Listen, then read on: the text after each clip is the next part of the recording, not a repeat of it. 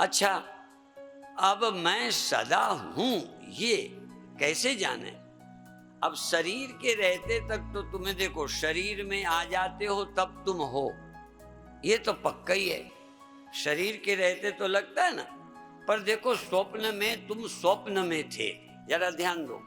स्वप्न में तुम थे, ये देह था, ऐसे तो ये दुनिया बनी रहे, उससे क्या? तुम्हारा देह था, पर इस देह से तुम्हारा संबंध न था, तुम अपने ही किसी ख्याल में थे।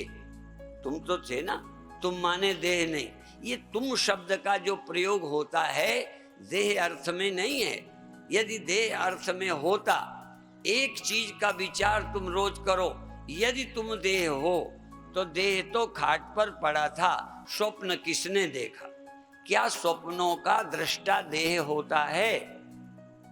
मैं एक उदाहरण दिया करता हूं कि घड़ा चाहे कुम्हार का बनाया हो, पर उसमें अंतःकरण न होने से मैं समझा नहीं पाता, काल्पनिक दृष्टांत है।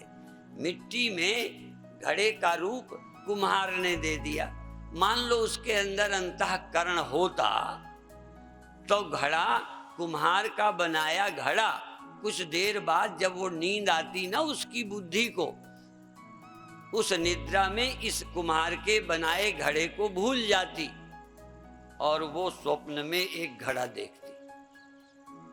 वो घड़ा देखो कुम्हार का बनाया नहीं, पर जिसमें घड़ा है उसी में स्वप्न का भी है होना।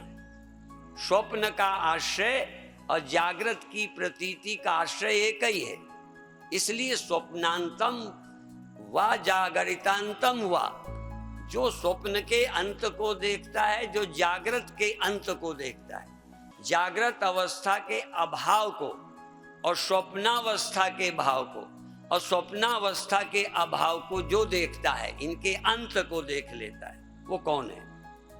और ये जागृत सत्ता कैसी है? भौतिकवादियों से अलग, लेकिन तुम्हारे लिए तभी है जब तुम जागे हो।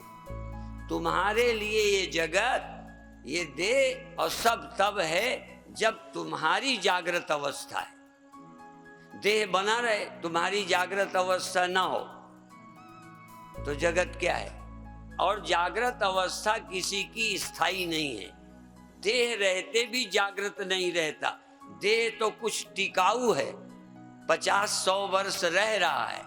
जागृत अवस्था थोड़ी देर में ही चली जाती है और स्वप्न आ जाती है, और स्वप्न चले जाते हैं और फिर जागृत आ जाती है।